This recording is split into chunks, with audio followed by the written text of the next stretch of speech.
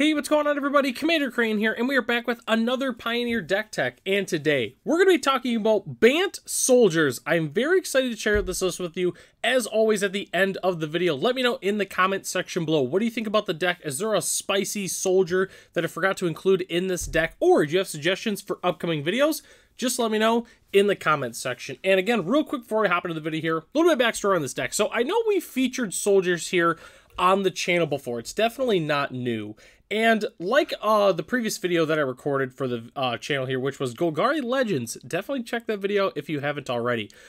So sometimes when new sets come out, you know, I build a whole bunch of decks and I kind of forget about them a little bit. And I remember I made a blue-white soldiers list a while ago and found it and was like, man, I should definitely share this list. But then I decided I think I'm going to splash green because there's a couple of spicy green cards I really do like. One of them being recently printed in Bloomborough. So let's go and hop into it here. So our one drops that we're playing 4 Dryad Militant, 4 Recruitment Officer, and 2 Kythian Hero of Akros. I really like all of these one drops, especially Kythian. When it transforms, it's really good when it's in Gideon Battle Forged. So the thing is, a Dryad Militant is this card is very strong, but unfortunately its typing is never, or sorry, its creature typing has never really helped it. You know, Dryad Soldier, Dryad is not very relevant. Soldier is pretty solid, which especially with, you know, backed with all the cards that are in here, but definitely not being a human has definitely hurt it quite a bit. Not even being a knight to a certain extent, but being a soldier is pretty solid. And it does have a very good static ability, especially against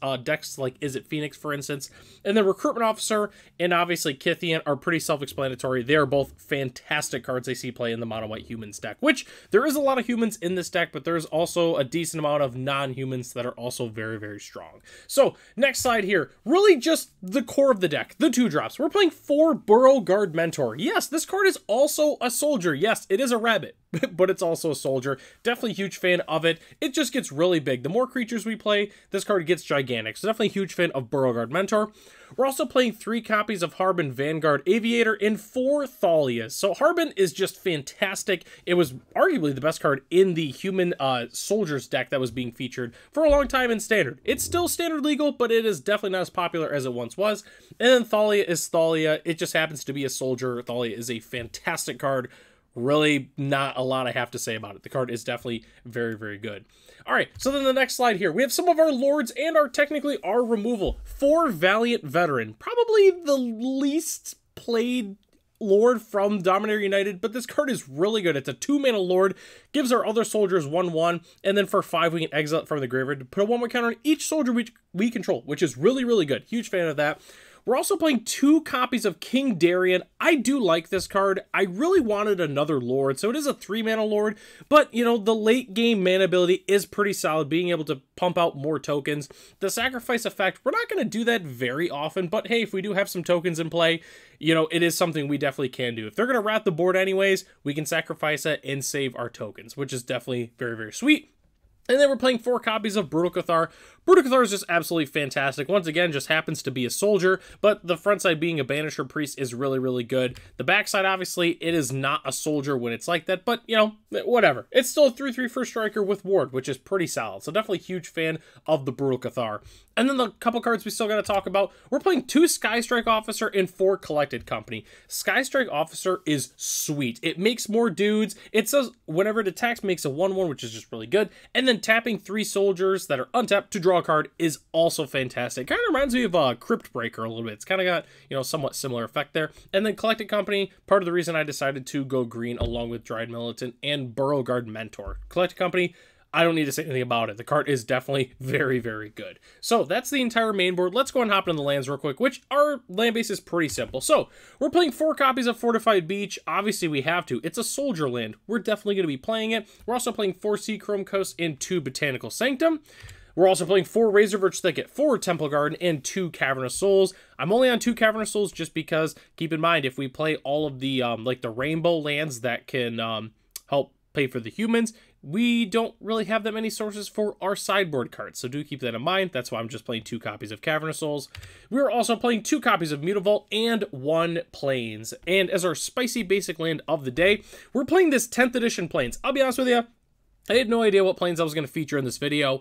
I was just kind of looking through some very nice planes artworks, and I found this one. You know, you got It's like a nice fort going on in the background. You know, obviously humans are hanging out there. I don't know. That's why I picked the plains. I'm not sure. I'll be honest with you. I mean, the art looks fantastic. Is this the right plains for this deck? Who knows? But regardless, we're playing 1 plains. So don't go to yet, though. We still have to talk about our sideboard as well as some budget alternatives for the deck. So sideboarding is really simple. We're a white-based deck. We're going to play a bunch of really good white cards in the sideboard. Graveyard Hate, we're definitely going to want Rest in Peace. By far and away the best option for us. Extra removal, Get Lost, is absolutely fantastic. Brave the Elements is just kind of an all-in-one. It's a really good anti-board stall card. It's a good protection card. It's fantastic. Brave the Elements, absolutely fantastic card. And then also, we happen to be a blue deck. We can play some counter spells. I personally like Mystical Dispute, but there's a ton of different good options that you could play. You could also play, like, for instance, like Dovin's Veto, or even if you just want straight up, like, Negate or something like that. I don't know. There's a bunch of fantastic options that you could play in the deck, but I know, personally, I included Mystical Dispute on mine. And then the last thing we have to talk about, the budget options for this deck, which is really simple. We're playing a lot of expensive dual lands. If we play some more budget dual lands and swap out the sideboard Get Lost, we can get this deck incredibly cheap. So the current list as it stands right now is $235 US, which is pretty cheap for a Pioneer deck, but we can get it down to $75. If we cut out like the Cavern of Souls, the Temple Gardens, and we put in like some brush lands and some secluded courtyards, we can get this deck incredibly cheap. And that $75 US is including the Collected Companies, which is the most expensive non-land card. Do keep that in mind. So you can cut the Collected Companies, but the card is absolutely fantastic, and I highly suggest not doing that because it's definitely very, very good. So, anyways, I really like this deck. I've always liked soldiers in Pioneer. There's a couple of soldiers I kind of wish were in the format that, you know, I think could potentially be in the format someday, but I don't know. And even the soldiers I didn't include, there's a lot of really, really good ones. Like there's like Soldier of the Pantheon, there's Loxodon Smiter. There's a whole bunch of other soldiers that I did not include in this deck just because there was a plethora of soldiers